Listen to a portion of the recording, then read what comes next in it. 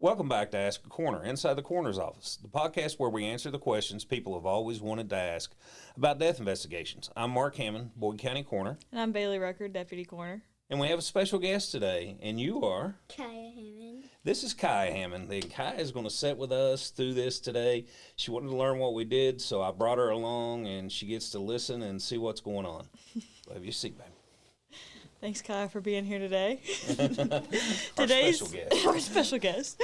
Today's episode marked a lot of interest on Facebook, TikTok, all the things, because a lot of people don't know what the actual leading cause of death is in America. And that's where we wanted to go today. Is we wanted to talk about what really we do and what is actually the things that we see most often. And we kind of talked about in that other episodes, and natural causes account for probably, 65-70% at least of our caseload. And when I say that, we're talking about things such as heart attacks, such as strokes, anything to do with cancers, things like that. And it's not just our caseload, it's nationally. The national numbers are crazy that people don't realize because everybody's always hearing about the big stuff, the homicides, shootings, motor vehicle crashes, all those things. But nationally, the numbers really skyrocket across all categories. Oh yeah, and the big thing is the ones that you mentioned, those are the ones that make the news. Yeah. So everybody thinks instantly that those are what we work all the time. I'm a firm believer that with natural deaths, we miss a lot. And when I say we, I'm talking about as a medical death investigators across the United States miss a lot, because in a lot of places, a lot of these deaths would be just signed out over the phone by another doctor, their doctor that wants to sign them out. We don't operate that way at our facility, but we have a smaller facility. So in our facility, we handle all these deaths. Anything that happens in a home that we've talked about, anything that happens in an ER we talked about. So those deaths account for about 70% of what we do. And in a lot of jurisdictions, those are just signed out. And I'm glad that we do investigate those, because those matter and things slip through a lot. I looked at a tox today. Toxicology coming today. I've been waiting for this toxicology for weeks. And I was like, okay, something has to be funky in it. We see that from time to time, so it takes a little longer. As I've told in the show before, normally we're 2 to 3 weeks out. This toxicology went over a month. Well, then when I got it back, it's like, oh, now I know why. If the person had a lot of medical issues, in a lot of jurisdictions, it would have been signed out by the doctor as whatever's their most prominent medical issue.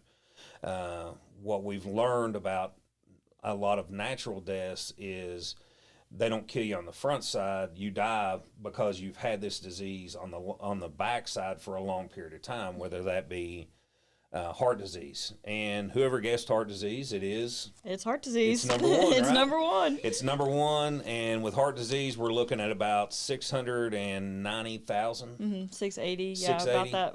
Yeah. And then the next is what? Cancer. And with cancer, we're looking about 620. Is that the numbers? Yeah. I think somewhere along in there. I think is like cancer's really talked about, but I don't think anybody really guessed that maybe a couple people, but we had very few. Yeah. And a lot of them, what was neat about the question and the audience participation we had this week was that they were pretty specific. Yeah. Strokes, they were getting it down to one of the just little things. I think somebody even said COPD. COPD, which in our area, it's what do very we see? common. We see COPD, we see heart disease, we see cancers. We come from an area that has a lot of steel mills, or did. We have refineries, we have things like that, coal mines, different things like that, to where we have those chronic illnesses that we see over and over and over again. And those contribute a lot to a death. But until you actually work that death and do everything that needs to be done, we talked about perception. Perception is the homicides, the fire deaths, all this stuff that we see on the news and they make big headlines. That has to be what we do all the time. But in reality, it's not. So in one of the things that we had to wake ourselves up about in reality was toxicology. probably 6, 7 years ago, our toxicology we thought was 95, 96%, and it wasn't. And in reality, they were, our toxicology was about 78, 79%. We've upped that a lot. Once we realized what reality was, it was time to go ahead and up that.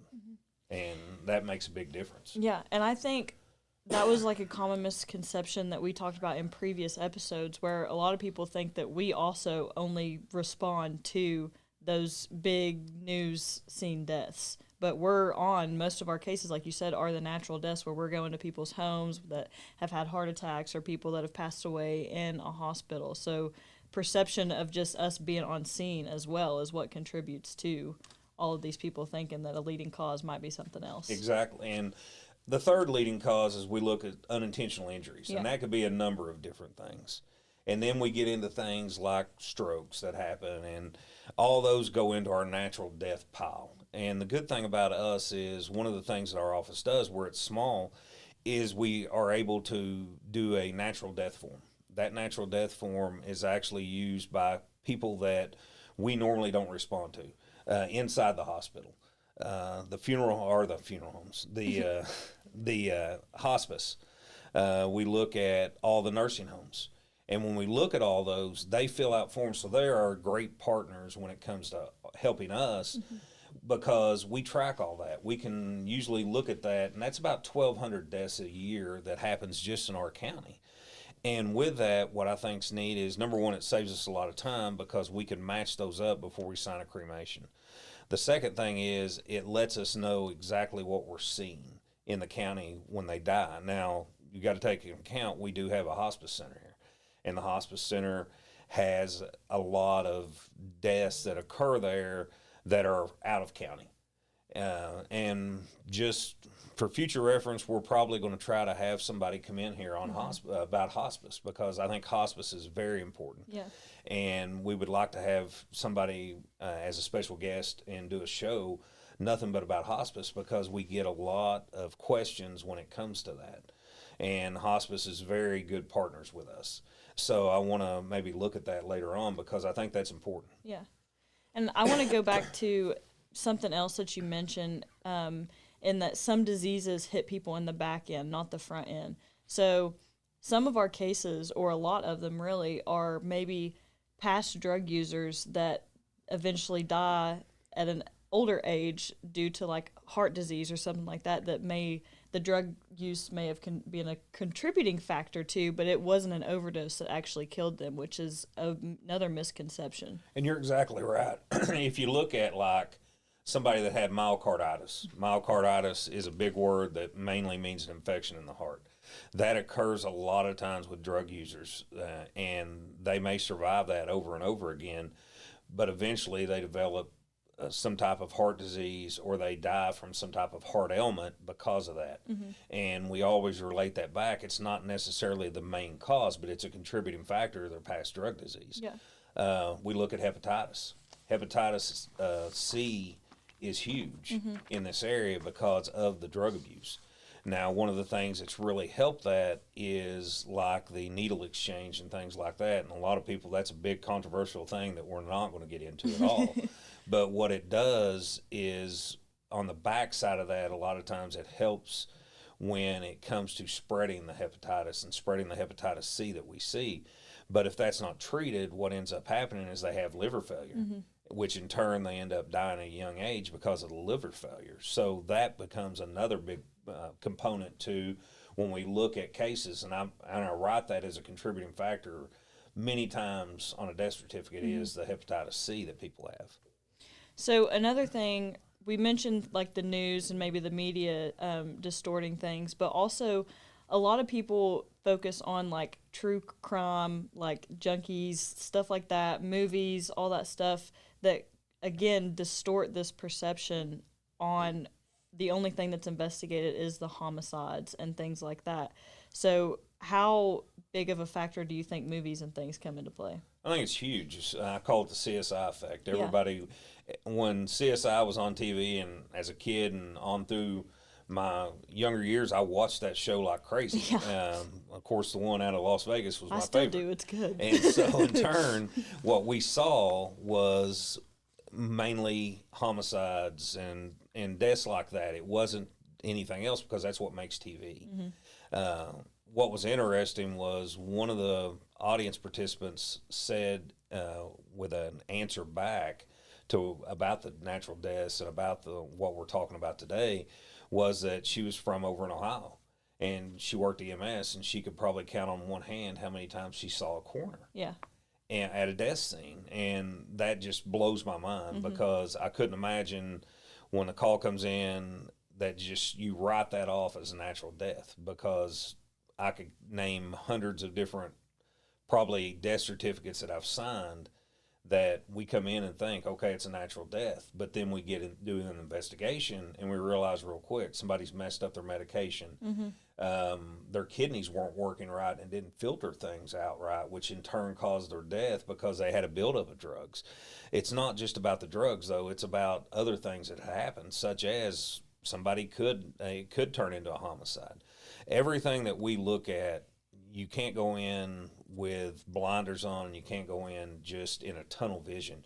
You got to look at the big picture outside and you got to put it all together to make that puzzle work. And I think natural deaths is one thing that if you don't do that, you're going to miss things.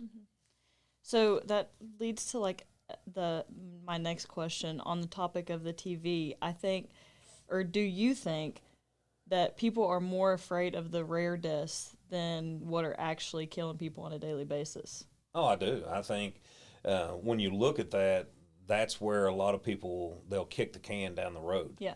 And so they kick that can down the road so many times because they don't believe that's what's going on with them. We see that a lot with somebody that has a heart attack. A classic is going in and talking to a family at the ER, and we walk in, and it's like, okay, tell me the last 24 to 48 hours. And most people will say, well, they were having indigestion, they were having back pain, they were having, they thought they were just, they ate something wrong. We had a case, me and you had a case, last week? And that was the whole thing was, tell me the last 72 hours. I think we went back and we could have went back a week because that person started having shoulder blade pain. Then they started having indigestion. Then they started having arm pain, but they never came to the hospital. The person laid down, never woke up. And when the paramedics got there, that's when they started working them and worked them into the hospital where we got them. The neat thing is when they are worked into the hospital, one of the things that we use is blood work that the hospital gets us, which we can look then at their CBCs. We can look at to see what their white counts are, to see what their lactic acids are, to see what their troponin levels are. That actually talks about, when we talk about the troponin levels is injury to the heart. We know CPR brings that up a little bit. We know different things will make that rise, but we see those numbers being very big sometimes, and we can use that as a tool just like we use toxicology or anything else. So those make a big difference when we're looking at things. Potassium levels, we get a potassium level that's either way high or way low, then we're looking, okay, that's why they threw that arrhythmia with their heart, that's why it went out of rhythm and it's doing different things. So all those I think come to play a lot. So then you have those like beneficiary testings at the hospital. So when you're working a scene, are there times when you see something on a scene that leads you to think it may be like a heart attack or something, but then you get all the testing that you're able to do at the office and it's something completely different? Oh yeah, that happens a whole lot. I think when we start looking around, one of the things that I like to do when I come into the house after I talk to the family, if there's family there or whoever found them, is we'll look around them, see how they were laying, how they were found. We find a lot of people that looks like they just got up out of bed or they made it halfway out of the bed and they fell backwards into the bed or they're on the floor. That's a very common thing that we see. So you look at the whole scene. Why were they getting up? Were they in the bathroom? We find a lot of people in the bathroom that have went in there to use the bathroom and just fell over. All those things I think play into putting that picture together and making sure the puzzle matches, because if the puzzle don't match, then yes, it's getting autopsied. but we see a lot of things that once we get everything that we need from the scene investigation, their medication list, did they take their medication? A lot of people we get and we count medications. That's another tool that we use, is counting that medication out to tell us whether they were compliant with that medicine or not. And I think all that comes into play. And a bunch of the pertinent negatives too. You may walk in and you don't see a sign of something, so then your brain starts working in that way where it's like, okay, it may not be this then because I didn't see this. Exactly. Just like a lot of people used to and still do have nitroglycerin. Yeah. Is a nitroglycerin laying there? Is it laid out? And back in the day, nitroglycerin was little tablets and in the glass jar or little glass bottle, and it had to be real dark because sunlight affects the strength of that medicine. Now it's went to a spray.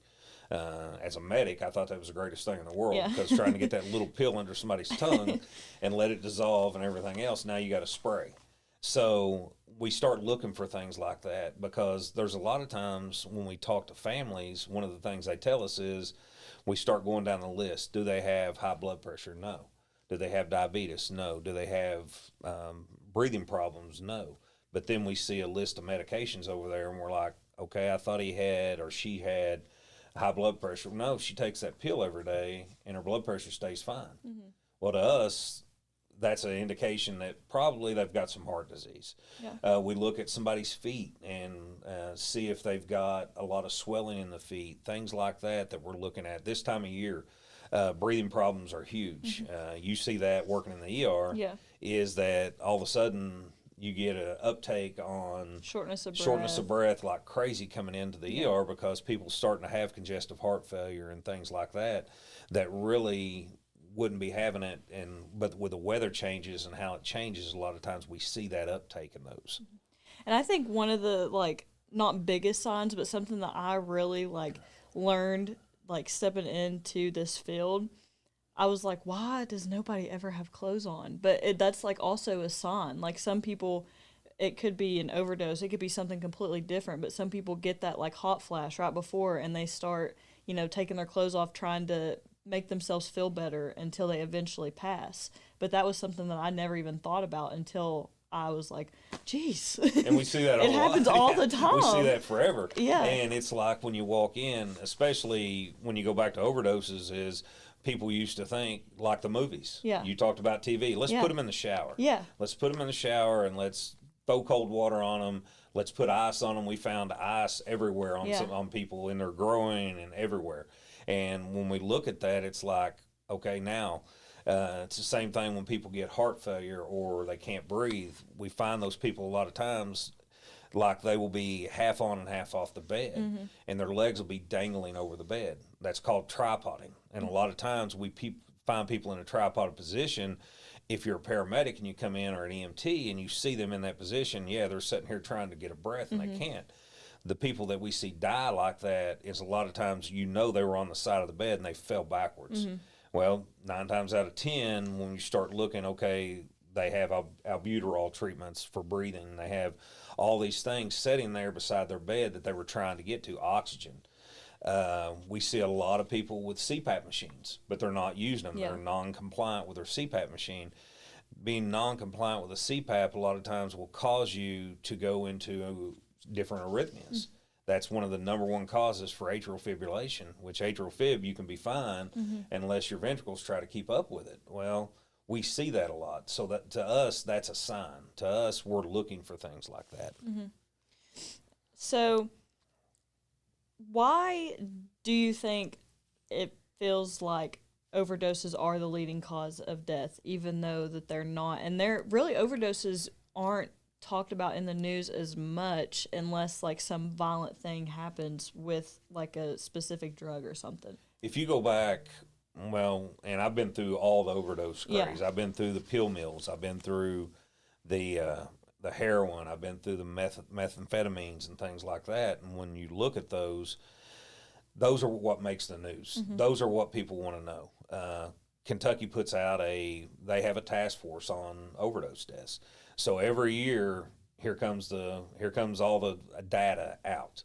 And in that data, people start calling. Newspapers call, the news stations call, everybody calls, and they want to know our data, what's here and what's here.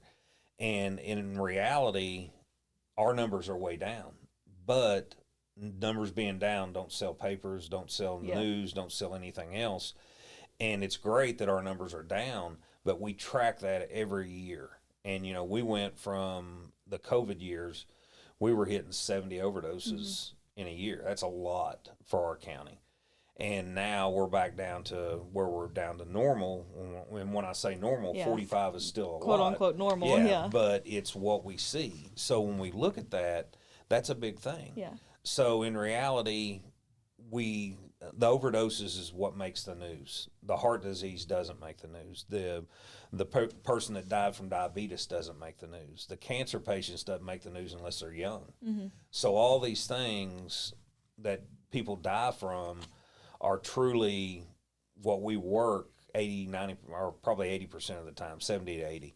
And when we look at that, one of the things we got to remember is if that case was just signed out by a doctor, whatever doctor, you take any doctor you want to take, and you say, okay, we found Mrs. Smith, and she's 62, and she's had a long history of diabetes, strokes, heart disease, and hypertension.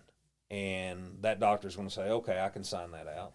And he's going to sign it out probably as hypertensive cardiovascular disease, or he's going to sign it out as arthrosclerotic cardiovascular disease, which is nothing more than big words for heart disease. In reality, what happens if we tox that person and now that person has mixed up medications, and what normally should have been a natural death is an accidental death? The way the CDC gets all the numbers that they use for deaths is they're coded on each death certificate. It's coded. I got a call earlier today, and a funeral home had sent in a death certificate that it went to a doctor to sign because in reality they had no idea that this person had failed. They picked him up at hospice. Death certificate signed, everything's good.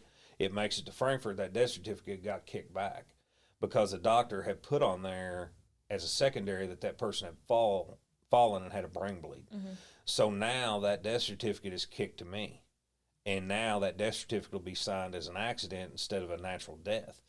How many times do you think, and really think about this, and this is a good thing for the audience, if the audience wants to really think about this, how many times do cases get mixed and missed and signed out as a natural death when really and truly it's something else? Oh my gosh, all the time. So in reality, does 680,000 people die a year of heart disease? That's when you question. start looking at that, that's $1 million question. Yeah. How many do truly, 620,000 people die of cancer a year? On paper, yes, because that's what it's coded as. And somebody, I think on the TikTok side, said when you posted one of the things we were doing today, they said that they're on the funeral side and they see more heart disease come through than anything. And they were like, is that truly what they died from? And what you got to ask yourself is what we said last week, is where you're at and where you die truly matters when it comes to a death investigation, because if it's truly not investigated, how does somebody really know that's the truth? And what we want everybody to be is the truth. We want to give closure as death investigators. We want to make sure the family gets closure, and we want to make sure that the death certificate is as accurate as it can possibly be. Yeah. And I think sometimes because of what we talked about last week, it's a choice in a way, but it's also like maybe, it's the only way that it could have gone because there's not enough time for them to do a full investigation just because of all the different scenarios that they're having to deal with, situations they're having to deal with. And it sucks. It really sucks. And so it's like, how does that get better? Well, and the only way it's going to get better is people, and when I say people, I'm talking about communities. They have to advocate for death investigators, coroners' offices, anybody that's investigating that death. Because if you don't have the people, which we know statistics show, what, 1 in 30,000, Yeah. or one investigator for every 30,000 deaths is what's out there, which is crazy. And a lot of that goes back to what we talked about last week. It's funding.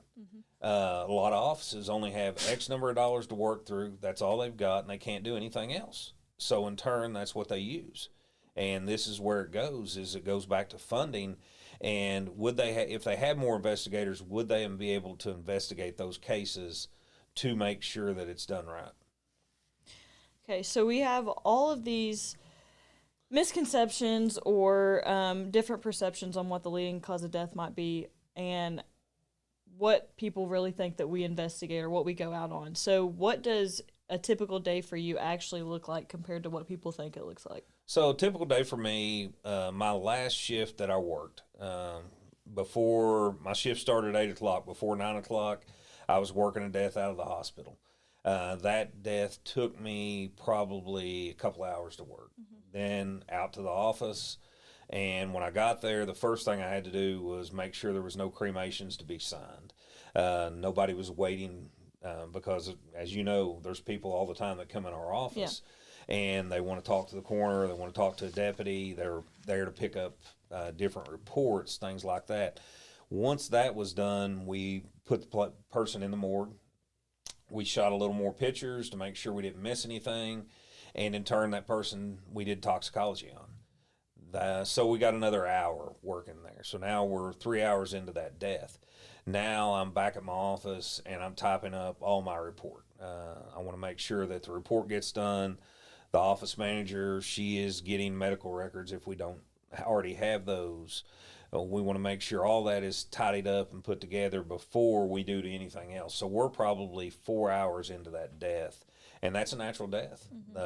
We pretty much knew what happened to the individual, and it was a natural death, but it still took us 4 hours to work that death. Yeah. And so that's a typical day. And then we wait. A lot of times there's other things to do at the office, such as making sure death certificates are signed out. I think that day I signed out another 10 death certificates while I was waiting for another call to come in.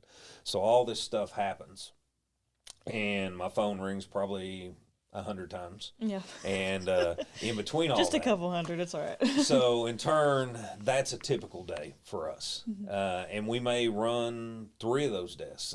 Last week, in about an hour and a half period, we did 3 deaths, and we were on 3 different scenes. Yeah. And then from there, we're looking at about another 6 to 7 hours of getting all the paperwork done, the toxicology done, medical records pulled, everything that we need to complete those cases and be able to go home that night and still be on call for another probably 8 hours or so before the next person takes that call shift.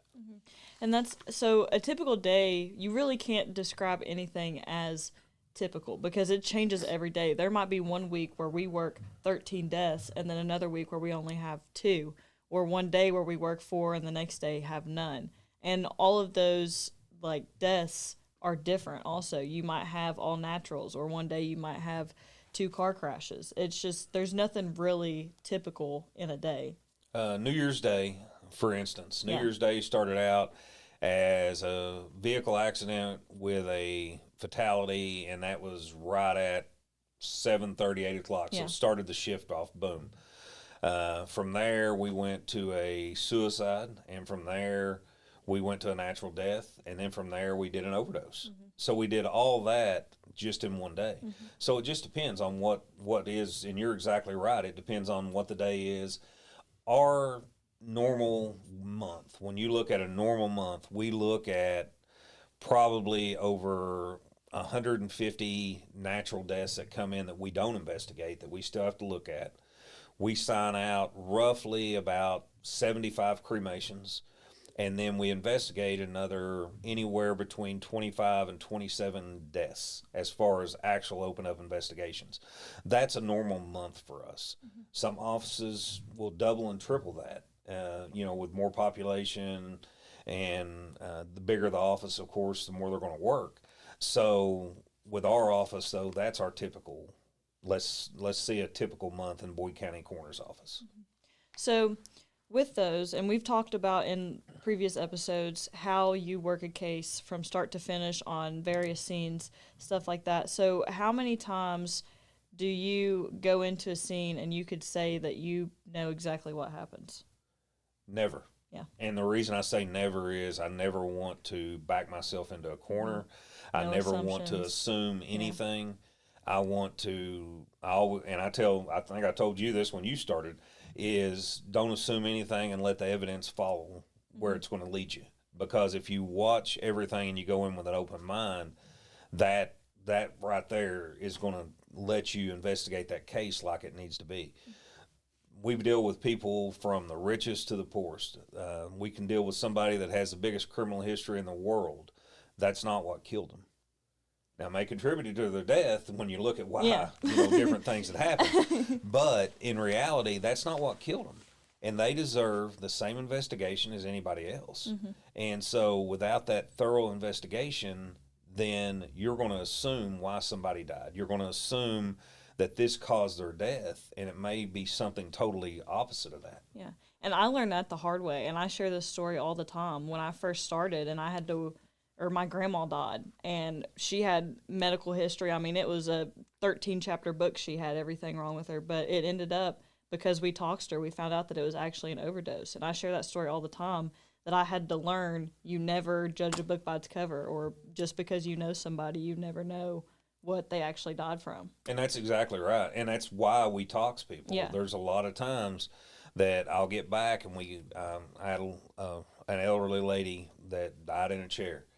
And the son was there, and he come in. He's the one that found her. We talk. Everything's good. She's got heart problems. She's got all this stuff. But we get back, and we're counting pills.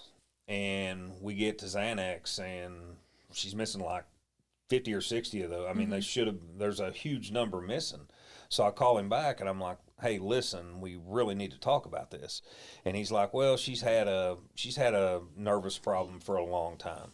And in turn, that when you look at that, when we got back her toxicology, she had took too many. Yeah. And in turn, she was deceased.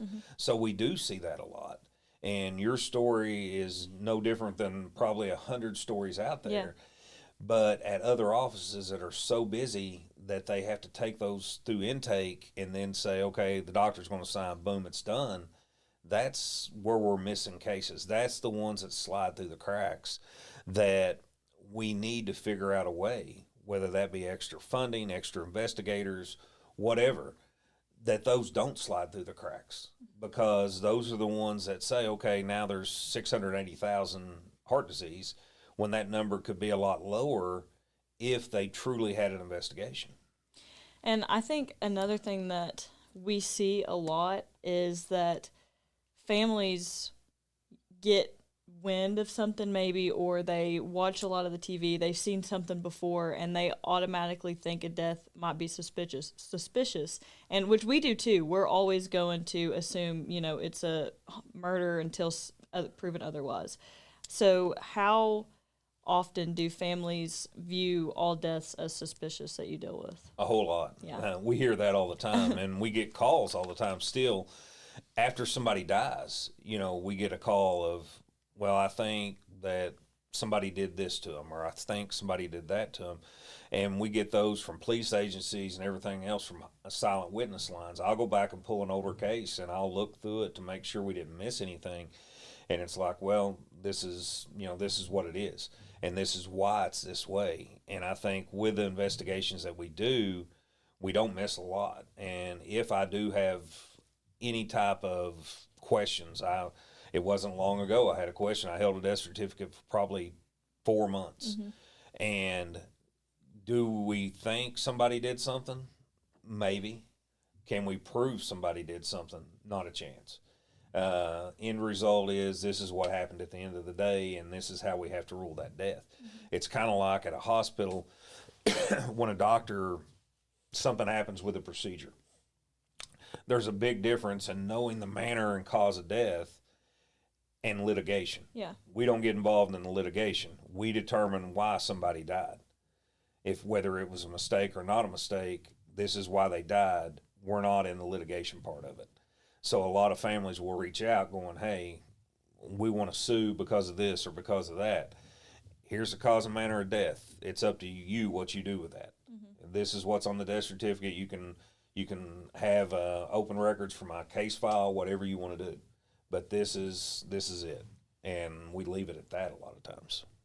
So this next question, and you might have a different answer because you've been in this service for so long, but also worked on the medic side and fire side and everything. But when you stepped into this career, because of all of the misconceptions and stuff, did you have your own misconceptions that were proven different, or what is something that surprised you with it? The neat thing was I worked a lot of communities. I didn't work just in Boyd County. And what I saw was coroner's offices did things different in every county you go to. That's the part that really intrigued me, and that's the part that I thought there's something wrong here. Something is wrong with the way we investigate why somebody dies. The car wrecks are the easiest ones. Why? Because we can look at an injury and we can say, okay, that's what caused their death. Same thing with a gunshot. We can look at that gunshot and we can say, okay, that's what caused their death.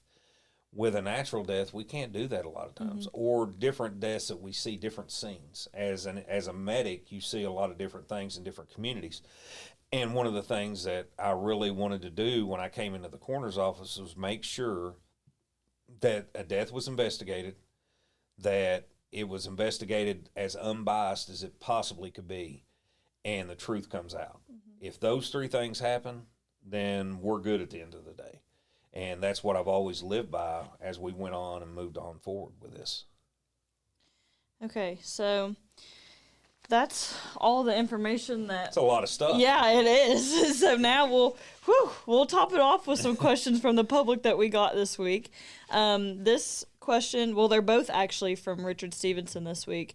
His first question is, when someone has a do not resuscitate, do you still do an autopsy on them even if they have a DNR? Most of the time, the answer is no. We will do a complete investigation. It's not just because they got a do not resuscitate order doesn't mean that we're not going to do the investigation. So we're not going to do, quote, an autopsy. So we're not going to be doing probably any cutting on that person and looking at anything except more than an external examination and a toxicology. Those are the two big things that we would do. We would still talk to the family, get good medical history, pull medical records. So it would still be a complete investigation, but we would not end up doing a complete autopsy on anybody like that. Kai, do you want to read the second question? Come on. Get over there. Some participation. Right down there. From Gotta talk Richard loud. Stevens, which one takes longer and why someone dies in their home or when someone dies in the hospital? So two completely different things. If they die in the hospital, say in the ER, we're going to work that just like a home death, except we're going to have some more testing. If they die upstairs and they've been there longer than 24 hours, most of the time we're not going to get involved.